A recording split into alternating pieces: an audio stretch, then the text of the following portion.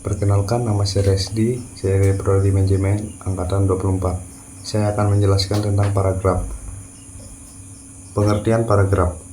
Paragraf adalah suatu kesatuan pikiran, suatu kesatuan yang lebih luas daripada kalimat. Ia merupakan himpunan dari kalimat-kalimat yang berkaitan dalam suatu rangkaian untuk menjelaskan sebuah pikiran utama. Melalui paragraf itu, gagasan menjadi jelas oleh uraian-uraian tambahan yang tujuannya untuk menonjolkan pikiran utama tadi secara lebih jelas. Setiap paragraf hanya boleh mengandung satu pikiran utama atau gagasan utama. Fungsi paragraf. Fungsi utama paragraf adalah untuk memudahkan pembaca memahami isi teks. Paragraf membagi teks menjadi bagian-bagian yang lebih kecil dan terstruktur sehingga lebih mudah dipahami. Menyampaikan ide pokok dengan jelas. Setiap paragraf memiliki satu ide pokok yang dijelaskan secara rinci, membuat teks lebih menarik dan mudah dibaca. Paragraf yang terstruktur dengan baik membuat teks lebih mudah dibaca dan dipahami. Poin 3. Tanda paragraf. Tanda sebuah paragraf dapat dilihat pada permulaan baris yang agak menjorok ke dalam kira-kira 5 ketukan dari batas tulisan sebelah kiri.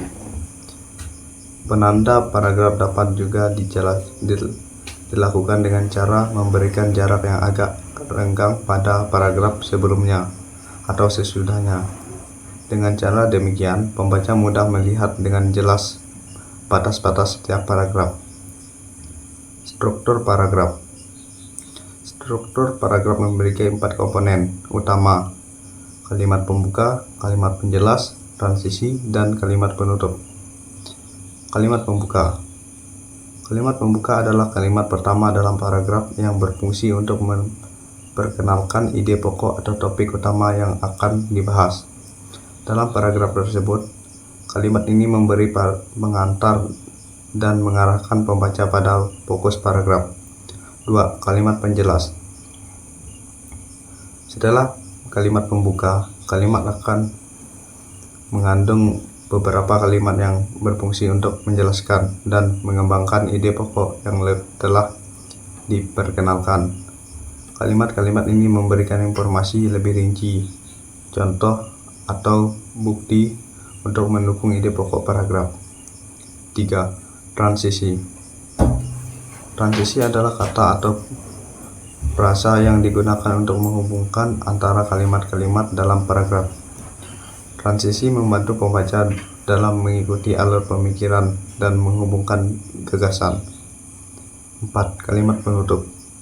Kalimat penutup adalah kalimat terakhir dalam paragraf yang memberikan kesimpulan atau ringkasan singkat dari ide yang telah disampaikan.